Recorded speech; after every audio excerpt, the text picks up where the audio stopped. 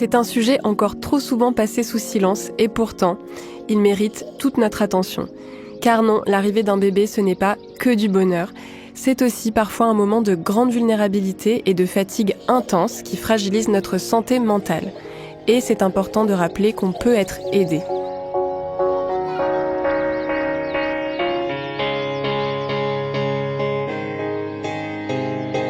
Bienvenue dans 3-2-1 Parents, le podcast de l'assurance maladie qui vous aide à vous préparer au mieux à l'arrivée de votre enfant, mais aussi et surtout à veiller sur votre santé et sur la sienne. Moi, c'est Pauline Verdusier, je suis journaliste et comme beaucoup de parents, je me suis posé 1000 questions en attendant mon premier enfant. Au fil des épisodes de ce podcast, je retrouve Anne Kammerer, sage-femme libérale, pour explorer ensemble et avec des experts tous ces sujets qui nous questionnent pendant la grossesse, l'accouchement et les premiers mois de vie de l'enfant. Dans cet épisode, nous sommes ravis de pouvoir échanger avec Françoise Guérin, psychologue spécialisée en périnatalité. Et on a plein de questions à lui poser. C'est quoi exactement la dépression postpartum ? Est-ce qu'il y a des signes qu'on peut repérer ? Pourquoi est-ce que ça arrive ? Et est-ce qu'on peut la prévenir ? Et surtout, comment se faire aider ? Mais avant ça, on retrouve Anne Kammerer qui nous explique comment, en tant que sage-femme, elle accompagne ses patientes. Petite précision, cet épisode va parler de sujets sensibles. Je vous invite à l'écouter avec précaution et n'hésitez pas à vous entourer si vous en ressentez le besoin. Bonjour Anne. Bonjour. Pour commencer, quel est le rôle de la sage-femme dans cette question de la santé mentale ? Alors, le fait que nous, on soit les professionnels que vous allez rencontrer à chaque étape de la grossesse, de l'accouchement, de l'après, on est un peu un point de référence auquel vous pouvez vous livrer. C'est-à-dire que si, dans le cadre de nos consultations, on va aborder tous les aspects de votre santé et votre vécu également. Et on va essayer d'accompagner, alors non seulement la personne enceinte, mais également en fait tout le noyau familial qui va entourer cet enfant à venir. Donc on s'intéresse à la santé émotionnelle de la personne enceinte, de la personne qui l'accompagne quand elle est en couple et de la famille, l'entourage, en tout cas les gens qui vont accueillir cet enfant. Dans le cadre de nos consultations, on va vous poser des questions sur votre santé physique, c'est-à-dire est-ce que vous sentez bien votre bébé bouger, est-ce que vous n'avez pas de saignement, est-ce que vous n'avez pas de douleur. Et on va vous demander aussi comment vous vivez les choses. Est-ce que vous vous sentez bien, est-ce que vous arrivez à dormir, est-ce que le travail ça se passe bien, parce que ça peut être aussi des moments de modification. La grossesse ça peut changer des choses aussi dans votre vie quotidienne. Et c'est important de savoir que c'est ok de pas se sentir bien. On a tous une image très très idéalisée de ce que doit être une femme enceinte. Et une femme enceinte, c'est censé être épanouie. Exactement, rayonnant, joyeux, toujours merveilleusement heureuse d'attendre cet enfant et de toucher son ventre gaiement.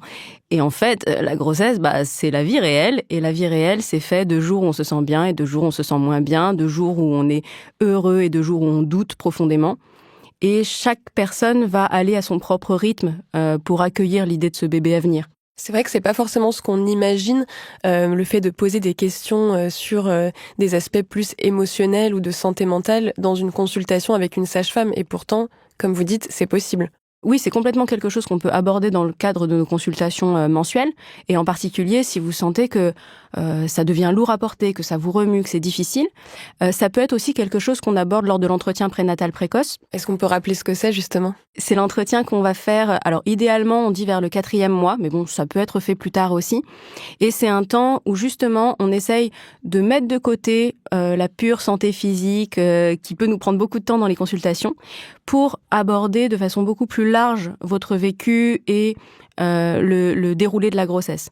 Et donc, c'est un temps où on va pouvoir vraiment se concentrer sur vos émotions, votre stress, s'il y a des choses qui vous font peur pendant la grossesse, en prévision de l'accouchement, en prévision de l'arrivée du bébé. C'est une consultation qu'on aime bien faire en couple quand c'est possible, parce que ça permet aussi de prendre le temps d'accueillir un peu les émotions et le vécu des coparents. Des fois, ils sont surpris qu'on leur pose la question de savoir et pour vous, comment ça va ? Comment vous vivez cette grossesse ? Alors souvent, on nous dit moi, très bien, pas de problème. Et en fait, ça remue tout autant le deuxième parent. parce que de la même manière, les partenaires sont en train de se questionner sur le type de parents qu'ils vont être, sur comment trouver sa place auprès de cet enfant quand on n'est pas forcément la personne qui l'a porté dans son ventre. Et ça peut être des choses qu'on peut aborder en entretien prénatal. Oui, donc c'est intéressant d'y aller à cet entretien prénatal précoce, d'autant plus qu'il est pris en charge à 100% par l'assurance maladie. Et c'est vraiment un moment un peu unique où on peut discuter et justement prendre le temps de cette discussion. Exactement. Et alors Anne, après l'accouchement, est-ce qu'il y a un autre moment où l'on peut échanger sur les aspects psychologiques et son ressenti suite à l'arrivée de l'enfant ? Oui, en fait, on sait que quand même la période qui suit l'arrivée d'un bébé, les premières semaines et les premiers mois, sont peut-être parfois les plus grands chamboulements, la période de grands bouleversements. Donc oui, il y a un entretien qui est fait exprès, qui s'appelle l'entretien postnatal précoce, qui se fait à peu près 1 mois après l'accouchement, et qui, un peu comme le faisait l'entretien prénatal pendant la grossesse, permet en postnatal, donc après la naissance du bébé, de prendre un temps de discussion dédié avec la sage-femme. Donc de la même manière, si on peut être en couple pendant cet entretien, c'est parfait, parce que c'est un temps où on va pouvoir parler du souvenir qu'on garde de la naissance. Est-ce que c'était facile ou difficile ? Est-ce qu'il y a des choses qui restent encore un petit peu floues ou incomprises ? C'est aussi l'occasion de parler d'un petit bilan. Ça fait quelques semaines que le bébé est né. Comment on se sent ? Est-ce qu'on trouve un petit peu son rythme ? Est-ce qu'il y a des difficultés qui nous pèsent au quotidien et qui nous envahissent ? Et pour nous, les sages-femmes, ça va être l'occasion justement de voir comment se sentent les parents. Et ça peut être le moment où on peut dépister une dépression du postpartum. On en entend de plus en plus parler, mais c'est vrai que ça reste quand même quelque chose qui peut paraître très rare ou très bizarre, mais en fait, la dépression du postpartum, malheureusement, c'est quand même quelque chose d'assez courant. On estime que ça peut concerner à peu près 20% des femmes et à peu près 10% des partenaires. Donc, c'est pas quelque chose d'exceptionnel. En fait, probablement que vous avez des amis, vous avez de la famille qui a connu une dépression du postpartum, et c'est pas forcément quelque chose dont on parle spontanément beaucoup. Oui, et cet entretien postnatal précoce, il est lui aussi pris en charge par l'assurance maladie à 70%. Donc c'est vraiment intéressant de s'y rendre pour aborder ces questions-là. Et d'ailleurs, même si on ne fait pas de dépression du postpartum, ça reste un moment très précieux pour pouvoir parler librement de ce qu'on ressent. Parce que c'est vrai qu'on peut se sentir un peu à plat, un peu déprimé, etc. Bref, c'est un endroit où on peut vraiment déposer ses émotions. Ouais, et puis le fait de le faire à ce moment-là, à peu près 1 mois après l'accouchement, c'est souvent un moment où la fatigue s'est un peu installée, l'excitation et l'intensité du début est un peu retombée. Et pour certains, le manque de sommeil de ce moment-là et le fait de se sentir dans un truc vraiment quotidien, ça peut être vécu comme un petit moment un peu plus sombre, un petit tunnel dont on a du mal à sortir. Et le fait d'avoir cet entretien, ce temps de discussion où juste on peut venir dire « Oh, je suis fatiguée, c'est difficile, c'est quand même vraiment intense », eh bien, parfois on en ressort juste plus léger et parfois c'était juste suffisant pour respirer un petit peu et repartir avec un nouvel élan.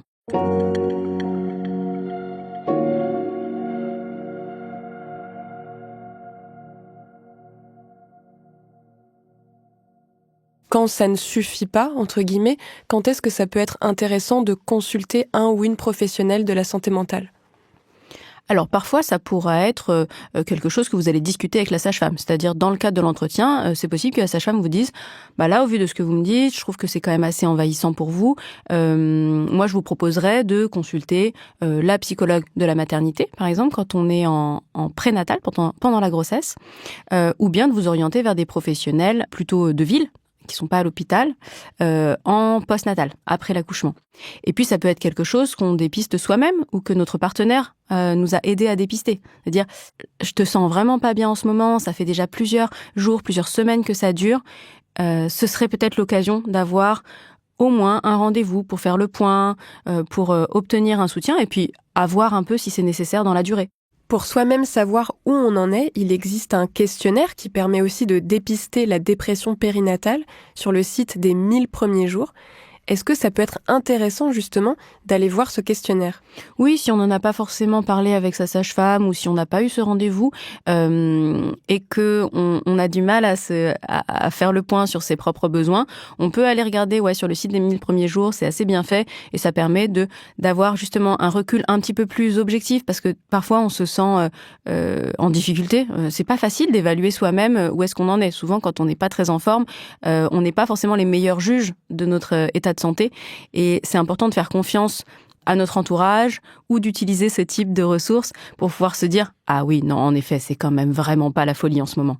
Donc il faut aussi retenir qu'en cas de mal-être, il ne faut pas hésiter à chercher de l'aide auprès d'un psychologue. Et c'est important de savoir que vous pouvez d'ailleurs bénéficier de séances remboursées par l'assurance maladie.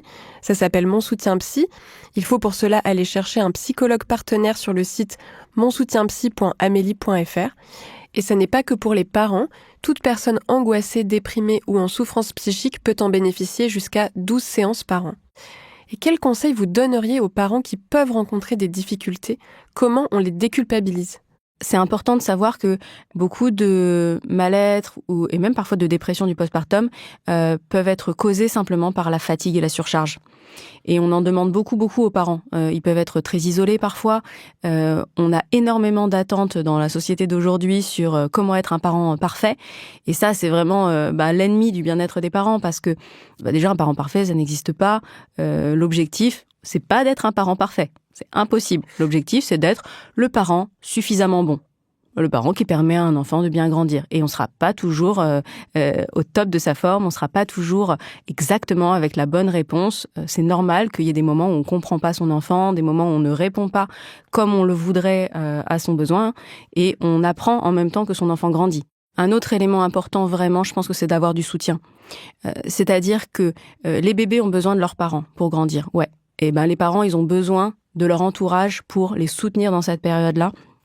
Alors ça peut être la famille, ça peut être les amis, ça peut être les collègues, ça peut être la société tout entière, mais on ne devrait pas être seul dans la vie pour élever un enfant. Et quand on est en couple, ça peut être important d'être attentif à l'autre, parce qu'on se connaît bien, donc on sait repérer quand l'autre n'est pas comme d'habitude, ou que quelque chose un petit peu de difficile s'installe dans la durée, et ça peut être un bon radar, un bon point d'alerte de dire « Ouh là, toi je te sens pas comme d'habitude, il faut que tu ailles chercher du soutien pour t'aérer, il faut que tu puisses respirer, aller parler avec des gens pour sortir de ce moment un peu d'isolement, un peu sombre. »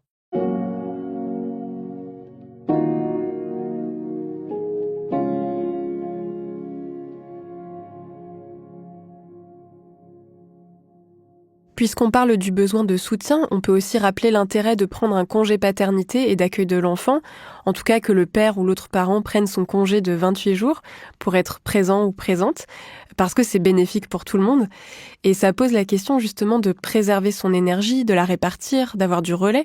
Est-ce qu'on peut citer certaines ressources qui existent pour se sentir moins seul face à une éventuelle dépression ou face à des états dépressifs qu'on peut vivre ? Alors il y a plusieurs ressources possibles. On peut aller par exemple dans les PMI, donc qui sont des lieux où il y a des ateliers à destination des parents qui sont gratuits, accessibles à tous, où il y a des professionnels de santé, des puéricultrices, des auxiliaires de puériculture qui peuvent vous donner des conseils et vous soutenir concernant par exemple le sommeil des enfants, proposer des activités d'éveil, vous expliquer un petit peu comment fonctionne un enfant à chaque âge, à chaque étape de son développement. Et d'autres lieux comme les lieux d'accueil enfants-parents, qu'on appelle LAEP, c'est des endroits aussi où on peut aller avec son enfant. Alors, c'est des espaces de jeu, en fait, c'est des endroits où il y a plein de jeux, plein de livres, plein d'activités possibles pour les bébés et pour les enfants. Et il va y avoir donc d'autres parents qui vont venir là avec leurs enfants, ça peut permettre de rencontrer des gens. Et il y aura toujours une personne qui anime et qui accompagne dans le lieu. Donc, ça peut être aussi l'intervenant avec qui on va pouvoir échanger sur le rythme de notre enfant, ce qui lui plaît ou pas comme activité. Ça peut être vraiment des lieux où on peut venir passer quelques heures dans la journée. Oui, et d'ailleurs, on peut trouver la liste des LAEP dans notre région sur le site de la CAF. Donc le mot-clé, finalement, c'est de ne pas rester seul face à cette période de vie qui est particulière. Exactement. Les parents ont besoin de soutien dans cette période-là. Merci Anne Camérer. Merci.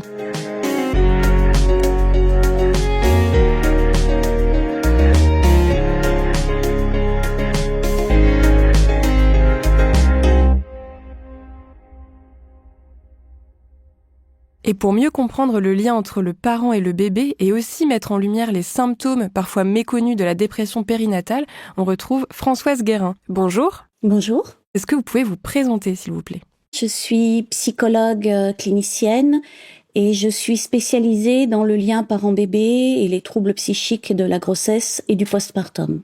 Je suis également romancière et j'ai beaucoup écrit sur le postpartum et ce que vivent les jeunes parents dans ce moment-là.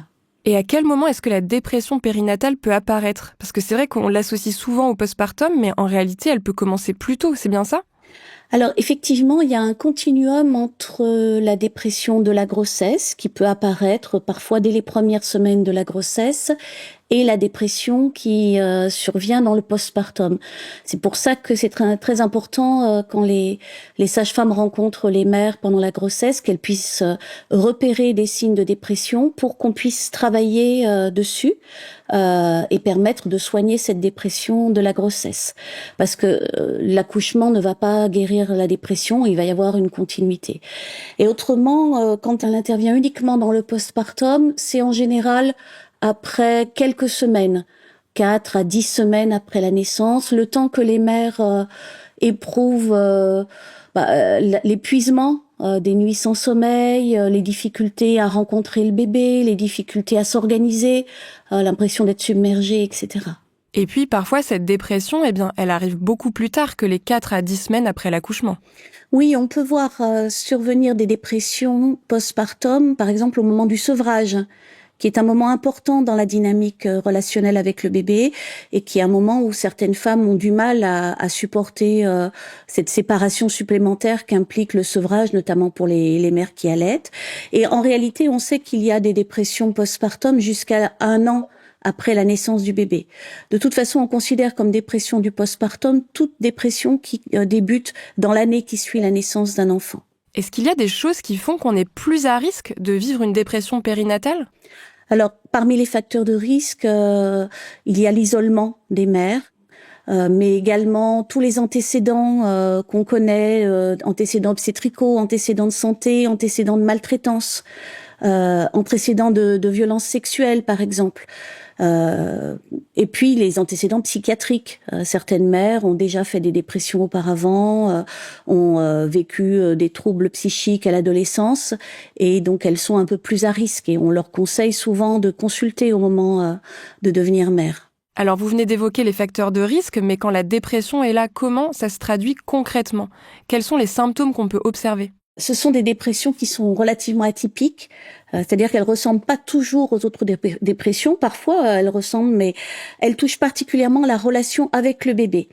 D'abord, ce qui est particulier, c'est que ce sont des dépressions qui s'installent progressivement. On n'a pas affaire à une dépression flamboyante qui apparaît du jour au lendemain et qui donnerait du coup l'indication qu'il faut consulter. C'est plutôt quelque chose d'extrêmement insinueux, sournois, un peu comme, je donne souvent cette image, comme si on baissait progressivement la lumière un petit peu tous les jours, puis un matin on se retrouve dans le noir et on comprend pas ce qui s'est passé. Souvent on a d'abord des motifs de découragement. L'impression d'être la tête dans le guidon, le sentiment que quelque chose qui ne va pas, qu'on ne comprend pas son bébé. Et puis, alors ça c'est toutes les mères, mais particulièrement dans la dépression, il y a une culpabilité exacerbée pour tout ce qui concerne le bébé, avec cette impression qu'ont certaines mères que la moindre petite anicroche va tourner à la catastrophe. Voilà, elles ont mis une mesure de lait en plus dans le biberon et d'un seul coup, c'est comme si il allait se passer des choses très graves. Donc, elles peuvent aussi s'interroger sans fin, douter ou s'installer dans un contrôle permanent qui va les épuiser. Certaines mères ont plus d'angoisse, d'autres plus de tristesse, d'autres une difficulté à tout simplement à s'organiser, à sortir la tête de l'eau, etc. Effectivement, ça peut aller jusqu'à des ruminations ou des états d'angoisse. Est-ce que ces angoisses, justement, elles peuvent prendre des formes particulières ? Ce sont la plupart du temps des angoisses assez classiques, mais il y a quelque chose de très précis qu'on voit beaucoup dans le postpartum, qui sont les phobies d'impulsion. Les phobies d'impulsion, c'est extrêmement fréquent. La plupart des mères traversent ça, au point qu'on peut se demander si c'est réellement pathologique ou si c'est pas un phénomène adaptatif qui leur permet un petit peu on va dire, de scruter leur environnement pour voir tous les dangers que pourrait courir leur bébé. Donc, à quoi ça ressemble des phobies d'impulsion? C'est une angoisse très forte qu'ont les mères de se mettre à faire du mal à leur bébé sans le vouloir. C'est-à-dire comme si une espèce de force intérieure allait les pousser, par exemple, à prendre le bébé, à le secouer ou à le noyer dans son bain ou à le frapper. Enfin, Oui, c'est vrai que ces phobies d'impulsion, ça peut être très impressionnant et même effrayant quand ça arrive, surtout quand on n'en a jamais entendu parler. Mais ce qu'il faut retenir, c'est que c'est beaucoup plus courant qu'on l'imagine en fait, et qu'il existe aussi des façons de les apaiser et de réduire le stress qui va avec. bien sûr, déjà la plupart du temps, quand on explique aux mères ce que c'est, moi je tends des perches en fait quand je rencontre une mère et je pose la question carrément de ces phobies d'impulsion parce que la plupart n'en parlent pas, c'est très honteux, elles n'en ont jamais entendu parler et donc quand je leur dis oh mais ça c'est quelque chose de très courant, ça arrive, ne vous inquiétez pas, elles sont à la fois surprises et rassurées, ça leur fait du bien. Et puis on peut travailler sur ce qui se passe à ce moment-là en thérapie.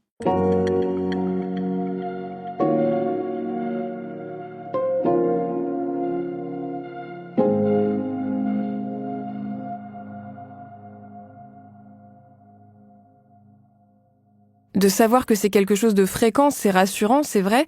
C'est aussi une façon de se sentir moins isolé, moins seul.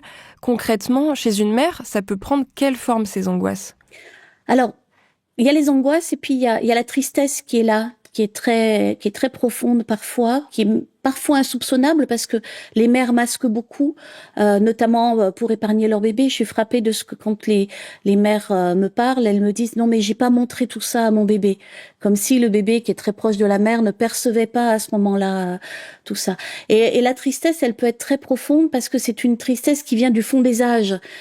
Souvent, quand on devient parent, on est reconnecté à l'enfant qu'on a été et aux choses qu'on a traversées. Et donc, on peut éprouver une tristesse très importante liée à son histoire, aux choses qu'on n'a pas résolues.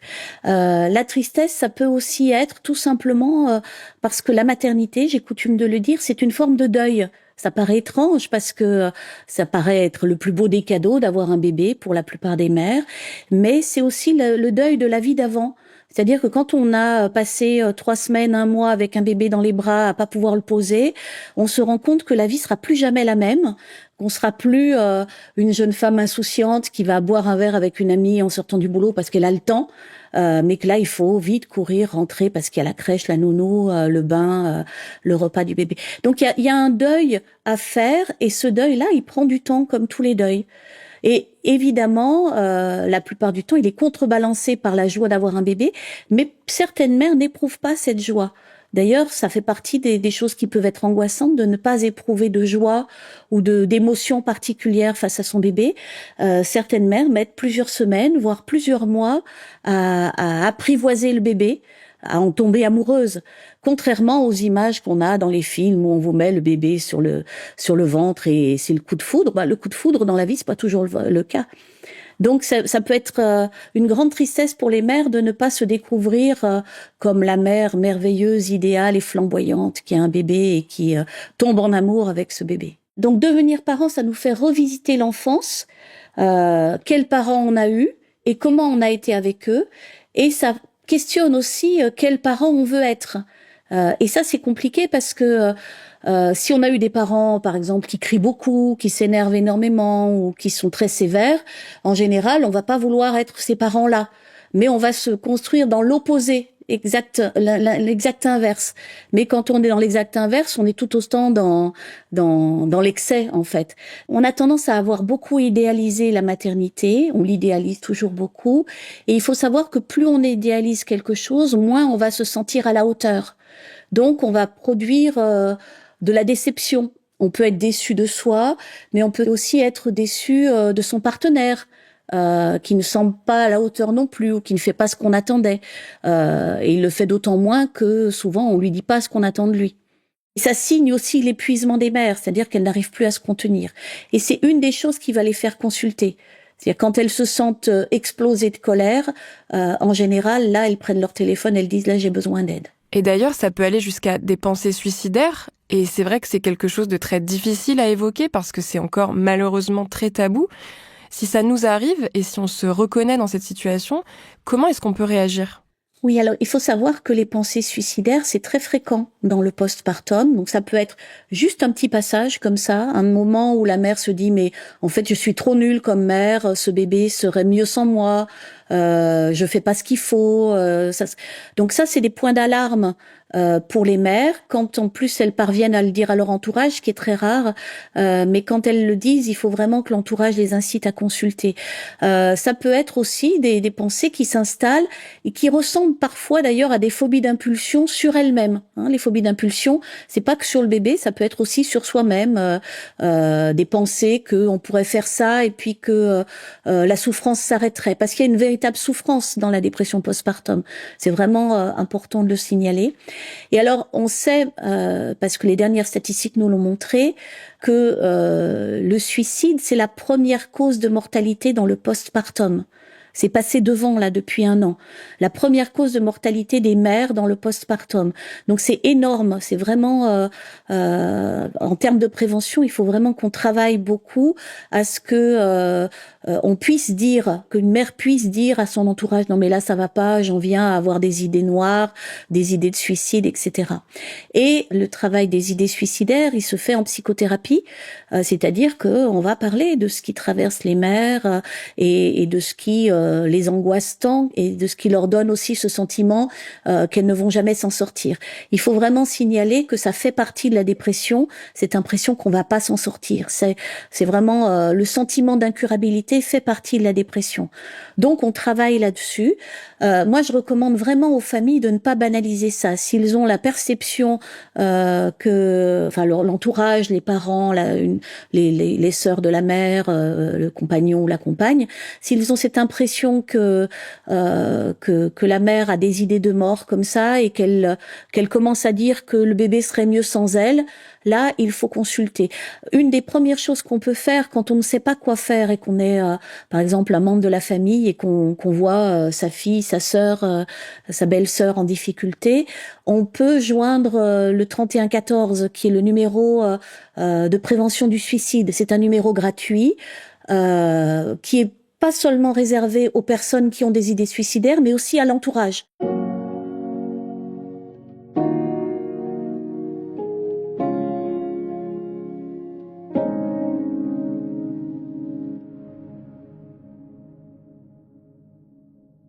Et est-ce que le père ou le coparent peut lui ou elle aussi traverser une dépression périnatale ? Alors oui, bien sûr, ça a longtemps été non repéré cette affaire-là, mais là on a l'idée qu'il y a environ 10% des pères ou des coparents qui vivent une dépression postpartum. Alors parfois atténuée, parfois plus discrète, notamment parce que si la mère est déjà mal, le coparent peut avoir l'idée qu'il faut qu'il tienne. Mais on voit parfois d'ailleurs des pères qui s'écroulent quand leur femme commence à aller mieux. C'est-à-dire qu'ils ont tenu le choc pendant tout le temps de sa maladie et de son traitement, et puis ils s'écroulent après. Ce qui est notable, c'est que ces pères ou ces coparents qui s'écroulent, c'est quand même souvent un peu en décalé, parce qu'ils ont la ressource de retourner travailler, donc de prendre un peu de distance avec le bébé et avec le maternage. Alors peut-être qu'on va voir apparaître ça différemment maintenant qu'il y a un congé paternel de 28 jours. Mais en tout cas, voilà, il y a la mise à distance qu'une mère ne peut pas faire. La mère, elle est obligée de s'occuper de son bébé parce qu'un bébé, quand ça naît, c'est incapable d'aller se faire lui-même son biberon ou changer ses couches. Donc le bébé est totalement dépendant du parent qui s'occupe de lui, et c'est ça que les mères ont à vivre, cette dépendance très importante.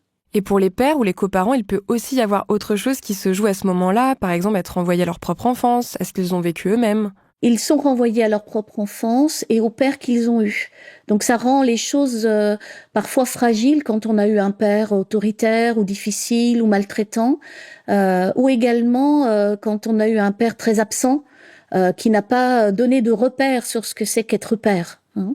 Donc on a des pères qui vont essayer de se construire comme des pères très éducateurs, qui n'élèvent pas la voix, et là encore ça marche pas puisqu'il y a toujours un moment où ils finissent par craquer.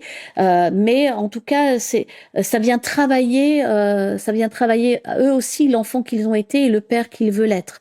Et pour certains ça vient remettre à niveau également les traumatismes qu'ils ont vécus. Et du coup, les pères aussi peuvent traverser tout ça, ressentir de la tristesse, des angoisses ou même des inquiétudes par rapport à des dangers qui pourraient concerner leur enfant?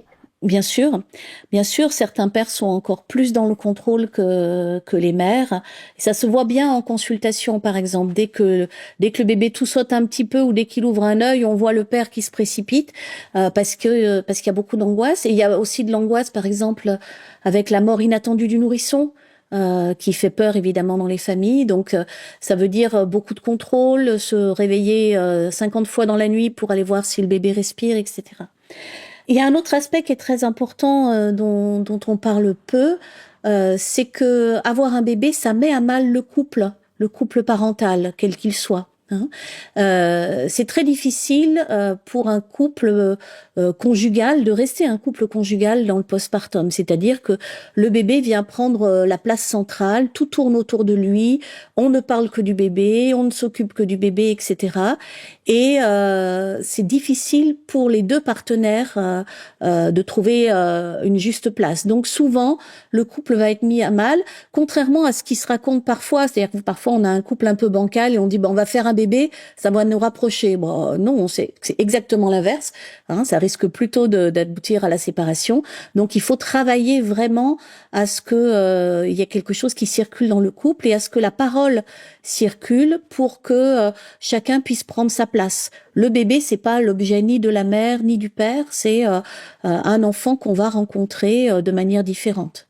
Et donc, c'est très important aussi de veiller à cette conjugalité, à cette possibilité de rester un couple, y compris, parfois, moi, je rencontre des couples avec un bébé d'1 an et ça fait 1 an, voire plus, qu'ils n'ont pas pris même 2 heures pour être ensemble sans le bébé. Ils tombent des nues quand je leur dis ça vous ferait du bien. Enfin, oui, bien sûr, ça leur ferait du bien, mais ils n'osent pas, comme si ils allaient être des parents qui abandonnent leur bébé.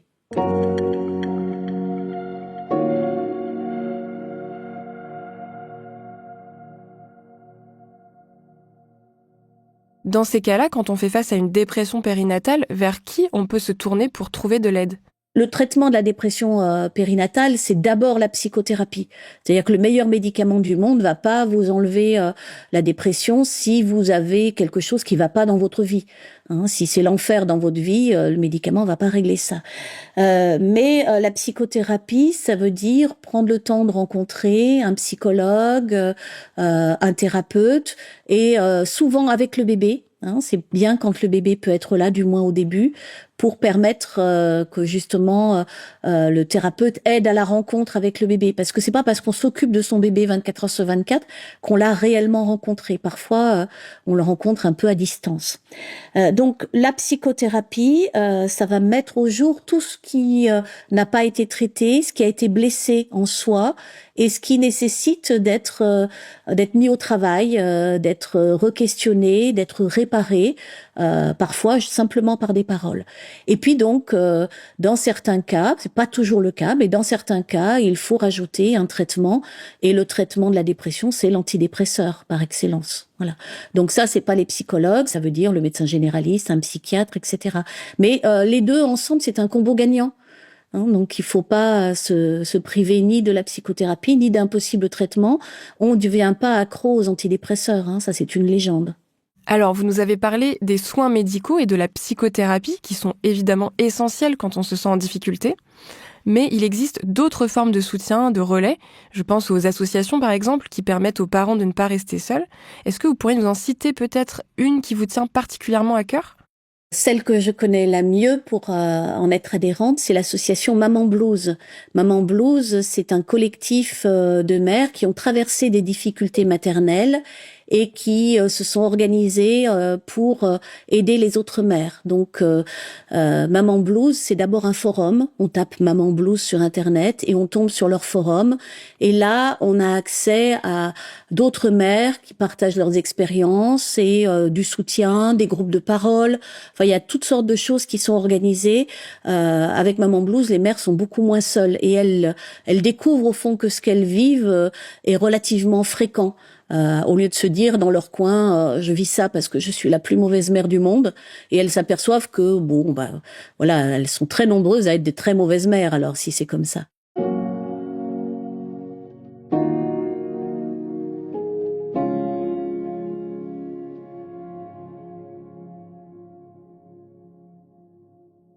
Pour finir, est-ce que vous pourriez partager quelques conseils, des petites choses du quotidien peut-être, qui peuvent aider à prévenir la dépression périnatale et à mieux traverser cette période sensible ?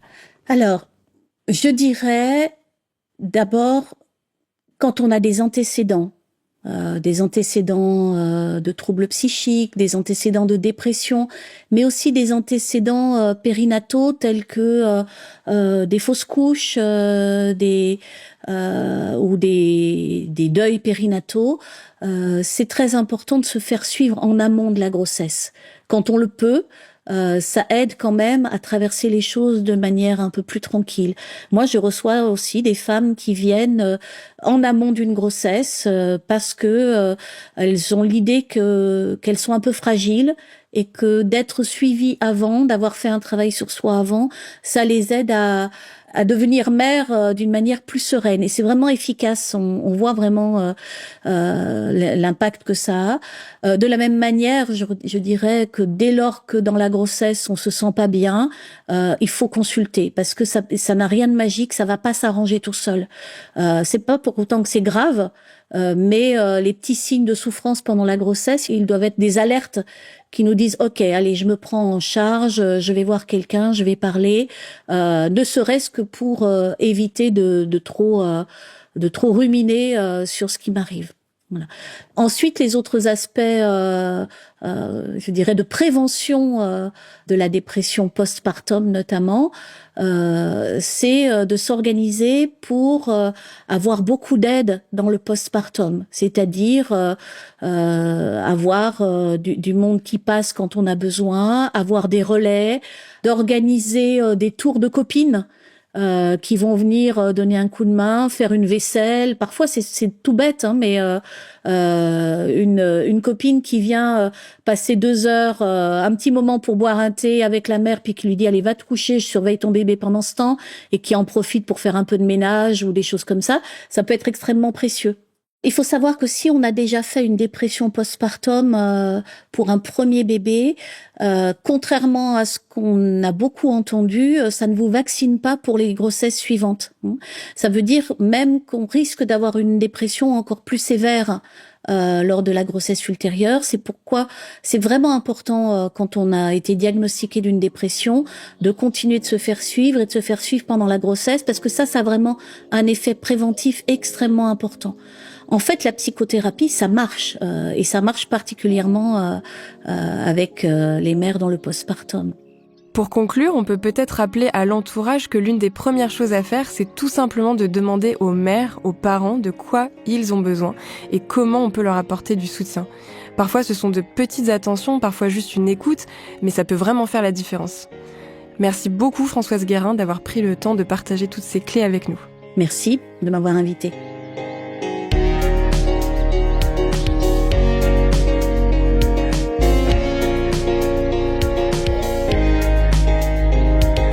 « 3, 2, 1 par an » est un podcast de l'assurance maladie à retrouver sur toutes les plateformes d'écoute. Abonnez-vous et écoutez d'autres épisodes avec de nouveaux experts. Et pour retrouver encore plus d'informations sur la grossesse et la parentalité, rendez-vous sur amélie.fr.